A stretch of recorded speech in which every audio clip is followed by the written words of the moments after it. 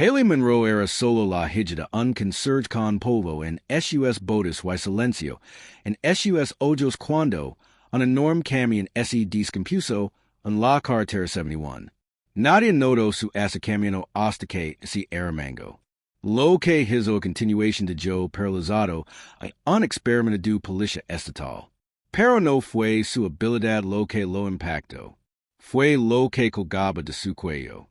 Para cuando se dio cuenta quien era realmente, ya era demasiado tarde. Antes de comenzar, de me gusta este video y comenta desde donde lo estás viendo. Tu apoyo nos ayuda a traer más historias poderosas. Ahora, comencemos. El sol castigaba el asfalto agrietado de la carretera 71. Donde el tráfico se había reducido a un paso lento alrededor de un camión detenido.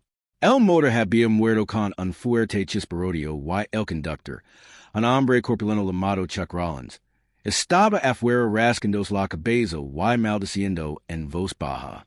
El vapor cesaba desde debajo del capo y el sudor corría por su rostro mientras pediaba una lana con frustración.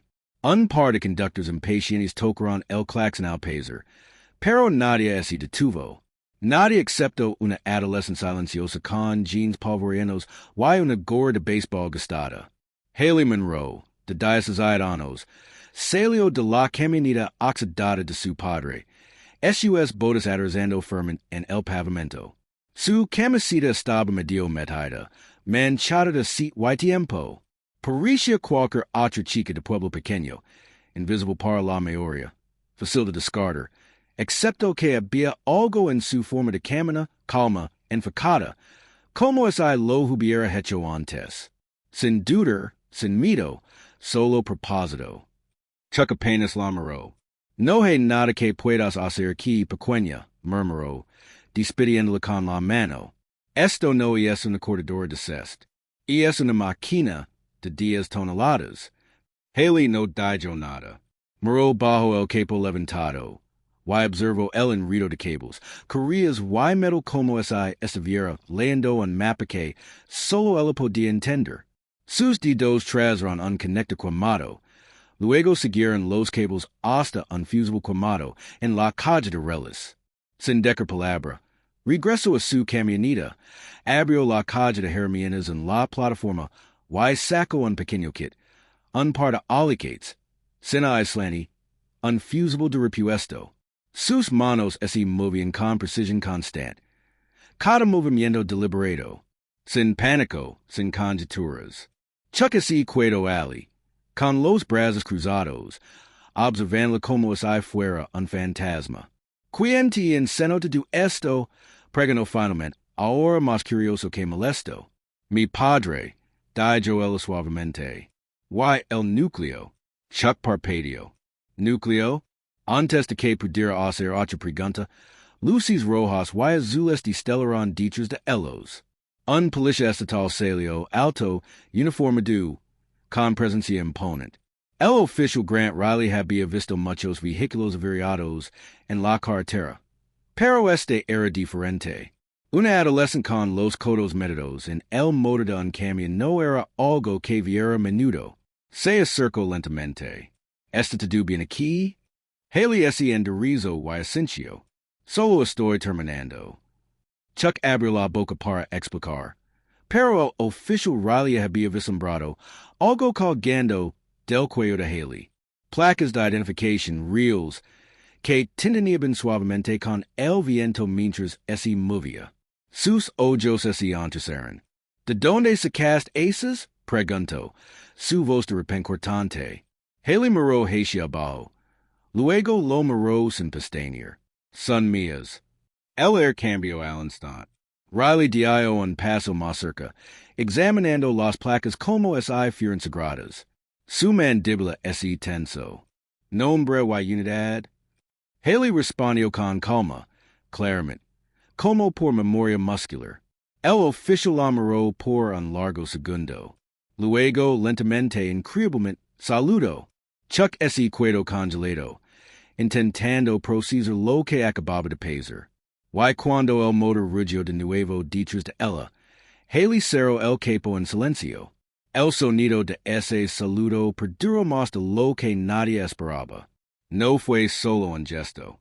Fue un reconocimiento, una aceptación silenciosa de que algo mucho más grande acababa de desplegarse en esa carretera agrietada. Haley Monroe permaneció inmóvil, mientras la mano del policía bajaba. La brisa lavaba polvo por la carretera. Pero nadie lo notó. La mandíbula de Chuck Rollins colgaba ligeramente abierta como si hubiera tropezado, en un sueño al que no pertenecía. El oficial Grant Riley no era un hombre que se sorprendiera fácilmente. 2 misiones en el Medio Oriente, 15 años en la policía. Había visto el coraje en su forma más cruda.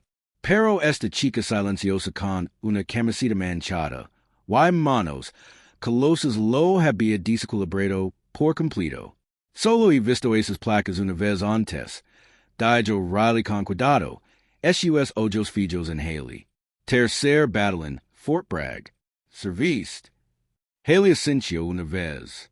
2 años activa. División de Ingeniería Técnica. No pareces lo suficientemente mayor. Dijo él. Era joven, pero calificada. Chuck soltó una risa nerviosa. Espera un segundo.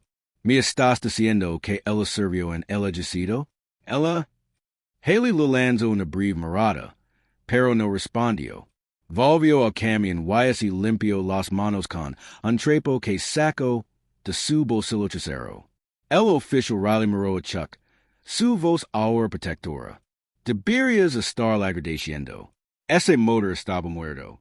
La mayoría de los mecánicos certificados habrían abandonado ese desastre.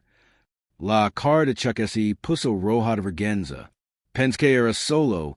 Bueno, quiero decir, la hija de un conserje. Haley dijo, terminando su frase en rastro de enojo. Solo la fría verdad. Eso es lo que soy. No, corrigió Riley, acercándose. Eso es lo que el mundo vio. Pero no es quien eres. Por unos momentos, el único sonido fue el zumbido constante del motor reparado. La misma máquina que había derrotado a un hombre adulto ahora estaba viva de nuevo, gracias a una chica de la mitad de su tamaño. Haley caminó hacia su camioneta, lista para irse. Pero el oficial Riley la llamó. ¿Dónde aprendes a arreglar algo así? He visto a técnicos de campo entrar en pánico con motores la mitad de complejos. Ella se detuvo. Su mano agarró la manilla de la puerta. Mi padre era conserje, pero antes de eso era mecánico de colmate. Lo six reconstruyó una transmisión de tank con solo 2 herramientas y medio esquema. Aprendí por qué nunca me dijo Decker. No sé cómo. El decía, siempre hay una manera es I lo dices lo suficiente. Riley asintió lentamente. Te creo bien. Haley abrió la puerta de su camioneta, pero sus ojos se fijaron en el retrovisor. A lo lejos, vio otro auto detenerse. Un SUV negro con ventanas tintadas, moviéndose lentamente. Algo en sus hombres se tenso. Todo su cuerpo cambió.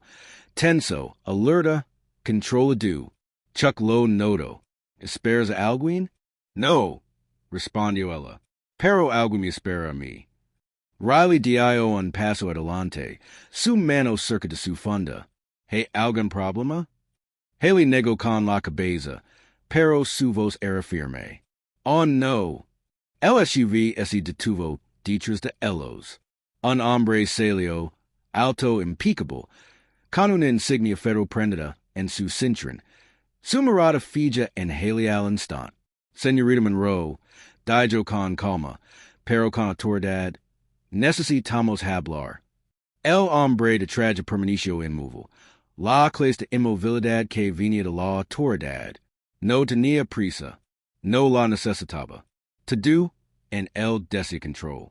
Sus zapatos pulidos, el bolso sudo de bayo, de su chaqueta donde probablemente descansaba un arma, la calma constante en su voz. Pero lo que incomodó al oficial Riley fue la forma en que pronunció el nombre de Haley. No como un extraño, Como alguien que había estado esperando este momento. Los dedos de Haley se crisparon a su lado. Lo miró sin parpadear. Me seguiste. Nunca dejamos de hacerlo, respondió él. Tu salida fue notada, silenciosa, pero no olvidada. Riley dio un paso adelante. Te importaría discern quién eres y de qué viene esto. El hombre mostró una insignia. Agent Special Thomas Keller. Departamento de Defensa. Chuck dio un paso atrás. SUS ojo saltando entre todos. Espera. ¿Departamento de qué? ¿Qué está pasando? El agent Keller lo ignoró. Y se dirigió a Haley de nuevo. Te necesitamos de vuelta. Te dije que había terminado. Dijo Haley. Su voz baja y uniforme. Serví mi pace. Ante lo que pasó. Me fui. El tono de Keller no cambió. Pero lo que interés no es quedo enredado. Encontraron la firma. Tus antiguos códigos fueron usados. Alguien está intentando replicar tu trabajo. La palabra replicar golpeó como un trueno. Los ojos de Riley se entrecerraron. ¿Qué trabajo? Keller suspiró cansado. Antes de su baja, la señorita Monroe lideró un equipo de reparación de emergencia no autorizado. Innovation. En el campo de batalla bajo fuego. Creó sistemas que mantenían vivos a nuestros convoys cuando nada más funcionaba. Diseñó un parche de software que reescribió los enlaces de comunicación entre equipos rotos. Ese parche salvó docenas de vidas. Y ahora alguien lo está usando o intentando hacerlo. La mirada de Haley cayó por un segundo. Luego volvió a levantarla, más fría esta vez. De esa vida por una razón. Eres la única que pueda rastrear la huella original, dijo Keller. Si lo descifran, lo usan para controller. No es para eso que lo construyes. La voz de Chuck se quebró. ¿Construyes tecnología militar? Pens que estabas arreglando motors. Haley no respondió. Solo miró el camión que acababa de reparar. Como si fuera más simple que de lo que estaba escuchando ahora. Y tal vez lo era. Riley se acercó, su tono cuidadoso. Si vas con él, ¿vas a volver? Te están obligando a regresar al servicio. Haley lo miró, y su expresión finalmente se rompió por un momento. El peso de lo que había guardado, la verdad que había enterrado tan profundamente que incluso él apenas la tocaba, comenzó a salir a la superficie. No me están obligando a volver. Me están arrastrando a algo que intenta reducir cenizas. La mano de Riley aterrizó suavemente en su hombro. Entonces no vaya sola. Haley miró al policía, este extraño que la había saludado sin dudar, que se puso frente a él cuando llegó el SUV, que ahora ofrecía comunicación una tormenta que no podía entender. ¿Realmente quieres meter en esto? Preguntó ella. No dijo a la gente atrás, dijo Riley simplemente. Keller abrió la puerta trasera del SUV. El tiempo no está de nuestro lado. Haley miró una vez más las placas de identificación alrededor de su cuello. Luego subió al vehículo. Riley la siguió. El SUV se movió rápido, cortando por las tranquilas carreteras secundarias como si hubiera recorrido esa ruta 1000 veces. Haley estaba sentada en el asiento trasero, con los brazos cruzados, mirando por la ventana tintada mientras los árboles pasaban borrosos. El oficial Riley estaba a su lado, intentando leer su rostro, pero estaba todo en acero, inexpresivo, inelegible. Frente a ellos, el agente Keller abrió una tablita negra y navegó por capas de archivos encriptados, cada uno destilando su nombre. No se suponía que volvieras a ver esto, dijo Keller, levantando la vista. Pero aquí estamos. Haley mantuvo los ojos al frente. Me fui con conditions. Todos ustedes rompieron cada una de ellas. Alguien más lo hizo, dijo Keller. No filtramos tus protocolos, pero quien lo hizo está usando tu código para acceder a nodos internos de defensa. El sistema es lo suficientemente inteligente como para reconocer al autor original. Por eso te necesitamos. Riley finalmente habló. ¿Qué están intentando hacer exactamente? Keller dudó por un instante. Secuestrar reads de respuesta milita. Si lo logran, podrían redirigir rutas de drones automatizados, interceptar communications y causar caos operativo. To do mientras país tráfico autorizado. Haley Gyro. Ese parche fue hecho para sortir danos por explosions de IED. Era una solución de campo, no un arma. Lo convertir en una, dijo Keller. El silencio cayó en el vehículo, del tipo que no pide permiso. Haley cerró los ojos. En algún lugar dentro de ella, estaba de vuelta en uniforme. Cubierta de arena y sudor, sus manos metidas en las entrañas de un humby roto mientras las balas zumban cerca. En ese entonces, su solución salvó vidas. Pero ahora, esas mismas líneas de código se estaban torciendo, en un fantasma que no podía dejar atrás. El SUV finalmente giró hacia una instalación aislada protegida por dos capas de cercas. Una entrada a un bunker subterráneo se abrió lentamente. Entraron directamente. Las luces parpadeaban arriba mientras salían. Las botas de Haley resonaban en el suelo de concreto mientras pasaba por monitores de vigilancia y personal armado. Todos dijeron lo que estaban haciendo cuando ella entró. Sabían quién era. Una mujer alta con bata de laboratorio se acercó con una carpeta en las manos. Señorita Monroe, hemos rastrado tres brechas, todas originadas dentro de las fronteras de ¿Quién esté haciendo esto tiene acceso a cortafuegos restringidos? Riley levantó una ceja. Entonces no es extranjero? No, respondió la mujer. Es local. Haley abrió la carpeta. Captures de pantalla de ventanas de terminal, cadenas de datos, secuencias familiars. Pero en detalle le cortó la respiración.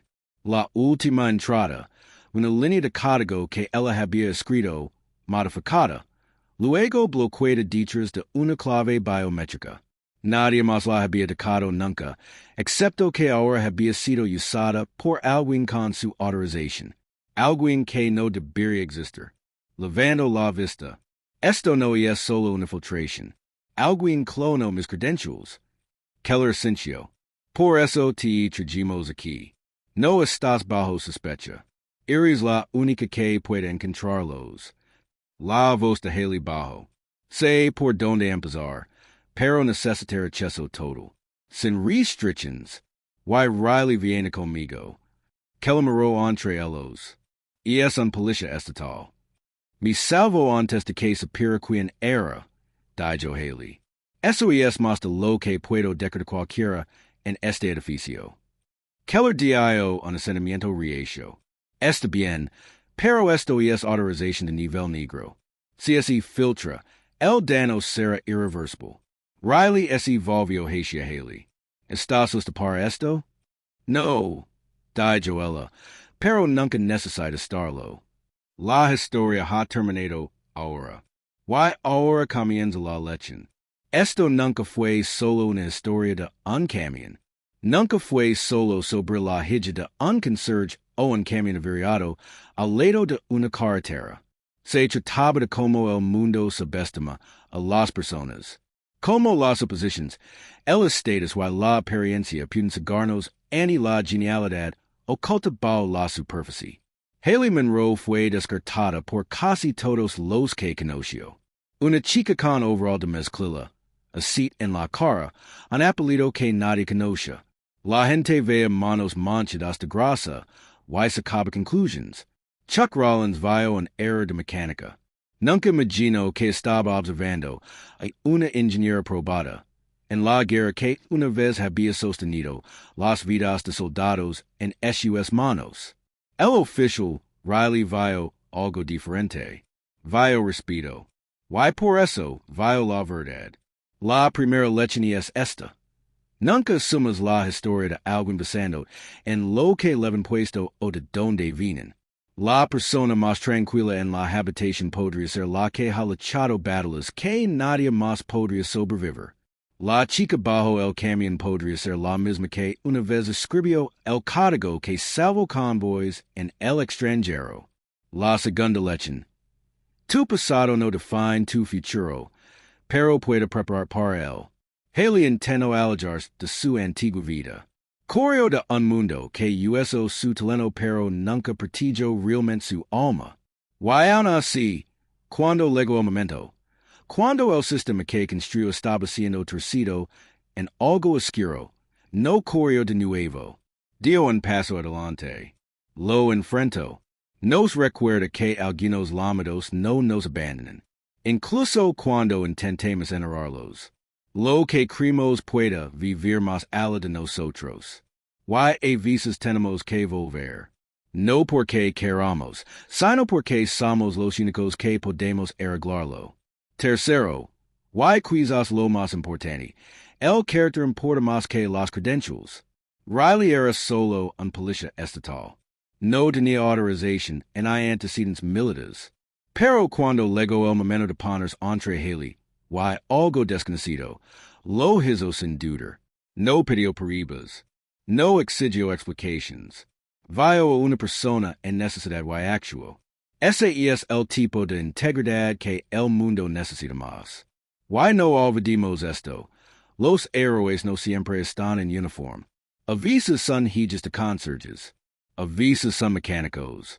A veces son mujeres que aprenderán de padres que les enseñan a resolver problemas con sus manos desnudas y mentes valientes. La historia de Haley es un recordatorio de que a menudo estamos rodeados de personas cuya fuerza es invisible hasta el momento en que son probadas. Y cuando llega ese momento, el mundo se ve obligado a verlas por quien son realmente. A cualquiera que esté escuchando y que alguna vez haya sido subestimado, a quien lo hayan dicho que es demasiado joven, demasiado calado, demasiado ordinario, recuerden esto. No necesitas llevar una insignia para llevar honor. No necesitas usar un uniforme para luchar por lo que es correcto. No necesitas ser invitado para demostrar que perteneces. El mundo puede que no te vea venir, pero cuando te levantes, nunca te olvidarán. Esa es la lección.